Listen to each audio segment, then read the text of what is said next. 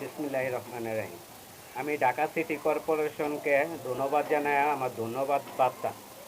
Dhaka city কর্পোরেশনের প্রথম যখন মেয়র হানিফ নির্বাচিত হয়েছিল, তিনি খুব ভালো ভালো কিছু উদ্যোগ নিয়েছিল।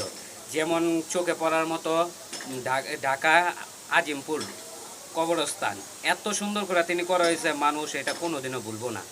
এবং তার উদ্যোগের মধ্যে অনেকটা সুন্দর সুন্দর স্কুল, ছোট ছোট স্কুল তৈরি করা হয়েছিল, যা যেই নাকি দুষ্ট মানুষ অনেকটা শিক্ষার উন্নত লাভ করতে পারছে এবং বাচ্চারা শিক্ষিত হয়েছে খুব সুন্দরভাবে। তাই মেয়র হানিফকে স্মরণ করে আমার এই বার্তা। আমি সাইদ খোকনকেও ধন্যবাদ জানাই। তিনি এক বছর হয়নি তিনি ঢাকা সিটি কর্পোরেশনের মেয়র দায়িত্বে নিছে, কিন্তু আমাদের ঢাকাতে তিনি যেসব কাজগুলো সুন্দরভাবে ধরছে, এই রাস্তাঘাটে এত সুন্দরভাবে সাজানো গোছানো হইতেছে।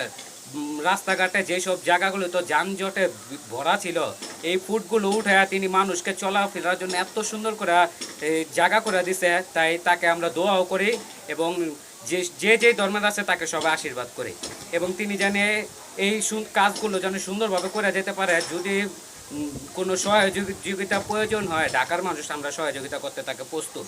এবং প্রত্যেকটা রাস্তার মধ্যে মিনহলগুলোতে এক বছর আগে যে জায়গার মধ্যে খুব পানি উঠা জর্জরিত থাকতো, তার উদ্যোগে এইসব কাজগুলো এত সুন্দরভাবে ধরা হয়েছে। মোটা মোটা পাইপ বহানো হইতেছে, চোখে পড়ার মতো উন্নয়নে এত সুন্দর চোখে পড়ার মতো যে কাউন্সিলরের মাধ্যমেও অনেক সুন্দর অনেক কাজ হইতেছে। তাই আমি সাইদ খোকনকে আরেকবার ধন্যবাদ।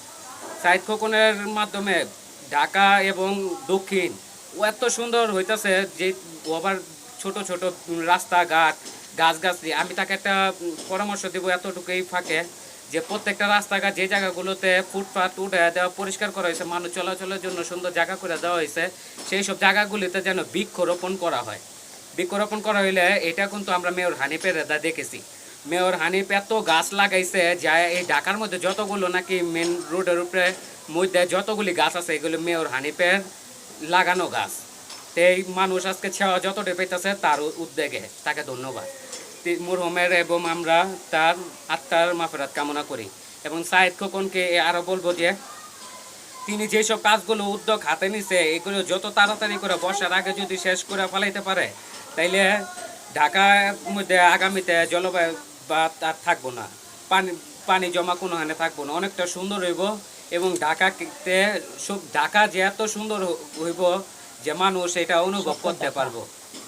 স্বপ্নের ঢাকা, হ্যাঁ, আমাদের স্বপ্নের ঢাকা স্বপ্নের মতোই হবে। এটাই ধন্যবাদ জানাই, আমি তাকে ধন্যবাদ জানাই।